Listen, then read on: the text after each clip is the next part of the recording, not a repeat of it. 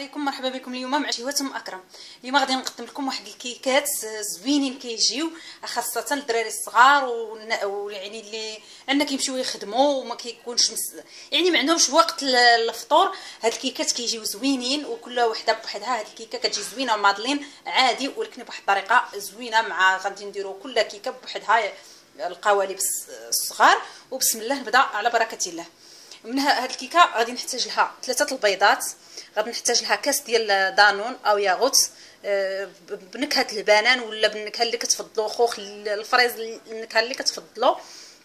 كنحتاج واحد نص كاس واحد الكاس ديال العنبه ديال الزيت. علاش انا عندي هنا ماشي كاس العنبه، عندي كاس عادي ولكن في نفس الوقت انا كنحتاج كاس. كنحتاج واحد الكاس ديال السكر سنيده، كنحتاج واحد المعلقه كبيره ونص ديال الشوكولاط بحال هذا الشكل شعريه. وغادي نحتاج طحين على حسب الخليط، ونحتاج فاش نخلط واحد القريصه الملح. ضروري من الملح في هذه الكيكه، يعني اي كيكه خصنا نديرو فيها الملح. غادي نبداو دابا نخلطوا هذه الكيكه. غادي نجي فاش نخلط كيف قلت لكم انا دايره هنايا واحد القريصه الملح. غادي ندير البيض هو الاول، سكر سنيده. عندي هنا واحد 2 خميرات ديال الخميرات الحلوه. عندي هنايا الخميرات ديال الحلوه اللي فيهم 7 غرام. بسم الله. دابا خويت البيضات على السكر وعلى ديك المليحه وغادي نخلطوهم مزيان. السكر سنيده يذوب مزيان مع البيض، وعاد نديرو بقيه المقادير. دابا غادي نخوي هذاك الزيت،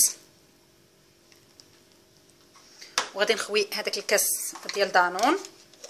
ممكن دانون تعوضوه بالحليب او عصير البرتقال، يعني ماشي مشكل. نديرو نكهو الكيكه ديالنا بشي حاجه. انا حيت غادي ندير مذاق الشوكولاط هذاك الشيء علاش درت البنان وما غاديش نزيد ما نديرش الليمون. المهم ما ديروش الشوكولاط، الا درتو الليمون ما ديروش الشوكولاط، عصير البرتقال. غادي نخلط مزيان. وضروري من هاد الكيكه نديروا لها الطحين ديالها نغربلوه 2 مرات. يعني الا بغينا هاد الوصفه ديال الكيك تنجح لنا نغربلوه الطحين ديالنا 2 مرات. صافي كما كتشوفوا الخليط ديالي تخلط. دابا غادي ندير الطحين هكا بالمعلقه ونخلط حتى نوصل للخليط اللي راني باغيه بحال هذا الشكل. دابا غادي نخويو الخميرات صافي حتى هما كنغربلوهم صافي وكنخلط. صافي كما كتشوفوا خلطت الكيكه ديالي. انا هنا خضات لي 9 المعالق ديال الطحين الفورص، كتجي بحال هذا الشكل.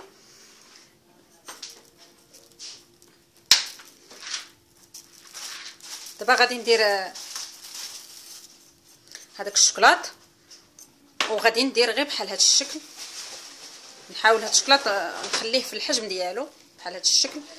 صافي الكيكه ديالنا انا عندي بحال هاد القوالب. عندي بحال هاد القوالب دهنتهم غير احتياط ديال السيليكون، دهنتهم شويه الزبده ورشيت فيهم شويه الطحين. غادي نديرهم بحال هاد الشكل. وغادي نخوي انا هاد الكيكه ديالي فواحد الغراف باش تجيني سهله للكبه. دابا غادي نكب هاد الخليط ديالي باش قلت لكم سهله هكا في شي غراف تسهل علينا هكا اكثر.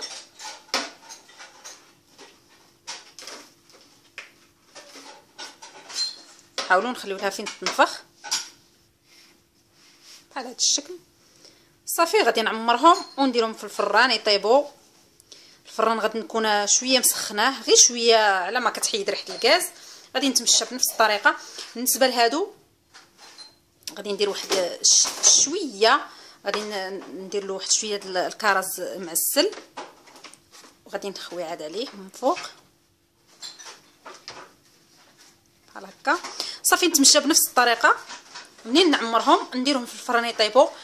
كيف كنقول لكم دائما الفران يكون ناقص الكيك ونشعلوا غير عليه غير من تحت حتى يطيب ويطلع، وعاد نحمروه الا ما كانش تحمرنا ونتلاقاو ان شاء الله منين يطيب.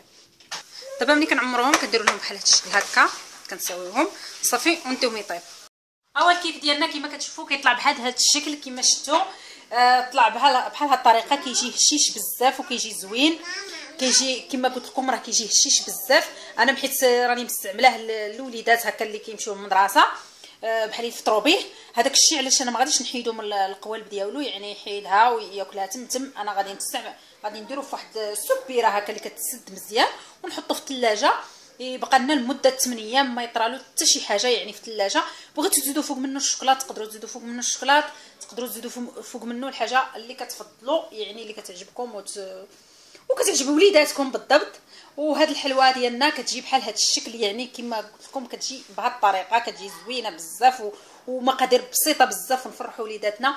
كما كتشوفوا انا قطعت لي هنا 12 حبه و12 حبه وزدت عاد جوج بحال هذاك القويلبات اللي سبق لي ودرت فيهم الشنيك البريوش بحال هاد القويلبات.